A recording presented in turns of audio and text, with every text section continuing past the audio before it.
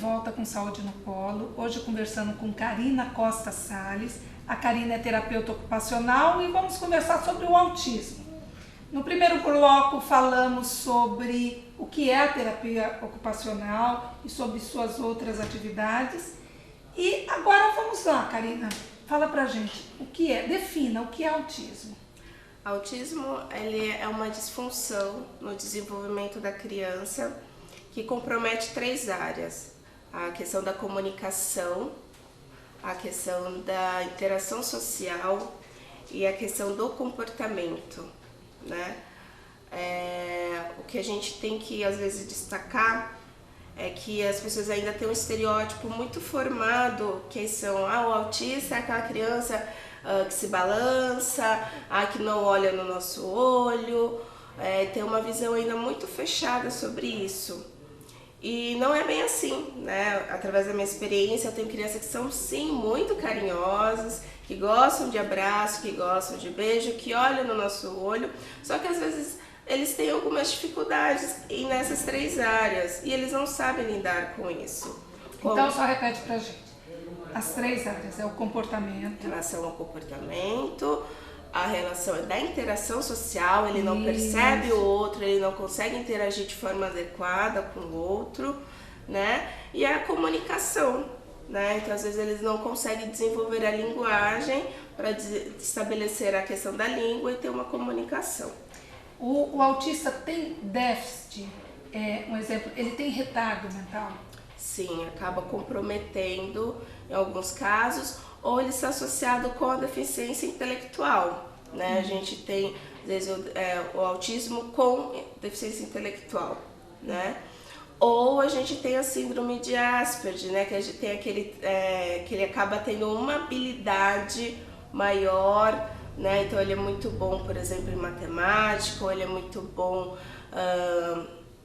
em questão de artes, relacionadas a artes, ele acaba tendo uma habilidade, só que essas 3 áreas continuam comprometidas, o comportamento, ele prefere então não necessariamente tem uma alteração intelectual, tem um retardo mental. Você pode ter essas 3 áreas comprometidas sem ter um déficit intelectual. Sim, isso. Há uma porcentagem ainda, mas e a questão do grau, né? A gente pode ter o autismo leve, moderado, então geralmente a gente consegue uma maior evolução quando há uma menor comprometimento. Isso que eu ia perguntar para você, sobre o diagnóstico do autismo, que isso gera muitas dúvidas, porque não é fácil você realmente fechar um diagnóstico de autismo.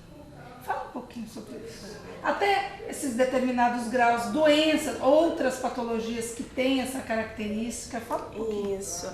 Bom, a dificuldade de fechar o diagnóstico do autismo é que ainda não temos nenhum exame específico que mostre a questão do autismo, né? Então, como que a gente fecha? É através de entrevista com o pai, de um olhar clínico, né? Quem pode fechar o diagnóstico é o neuro ou psiquiatra que vai fechar esse diagnóstico.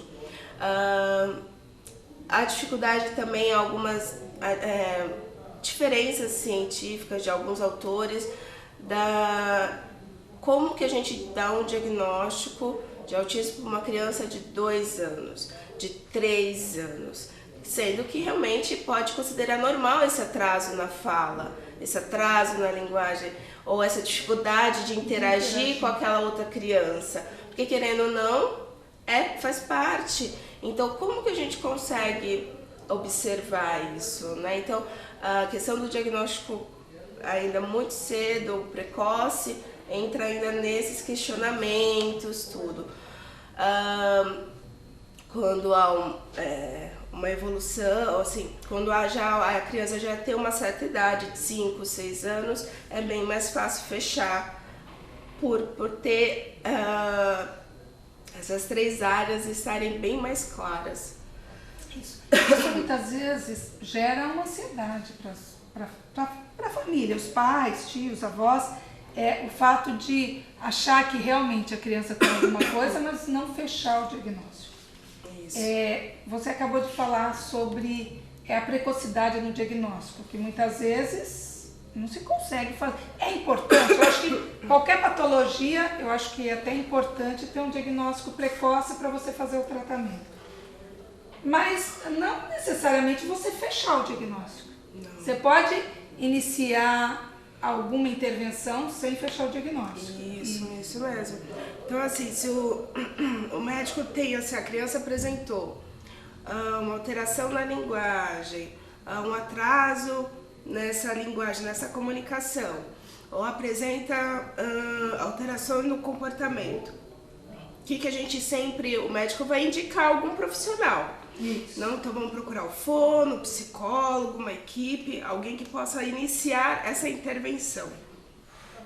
E com o passar do tempo, eles podem essa criança pode sair com essa hipótese de diagnóstico, né? Não tão fechado, não tão marcado, vamos dizer assim. Então, assim, e a importância para que essa intervenção ocorra sempre precocemente é o que a gente defende na realidade, e o que a gente comprova a evolução. Tendo até algumas referências falando a gente diminuir 50% desse espectro, dessas características do autismo, quando há uma intervenção precoce.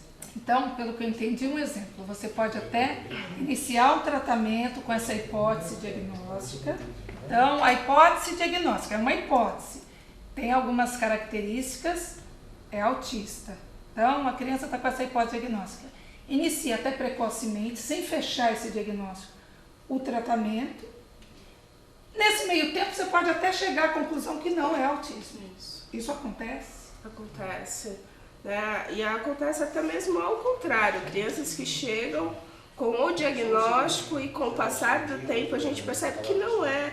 Então é bem melhor a gente ter um suporte, né? A gente sugere uma parceria com o médico, né? Então dessa criança passar por uma avaliação de uma equipe multidisciplinar, fazer um relatório, discutir com o médico e assim a gente fechar esse diagnóstico. Karina, vou pedir licença para você mais um minutinho. A gente vai dar uma paradinha para um breve intervalo, daqui a pouco a gente volta.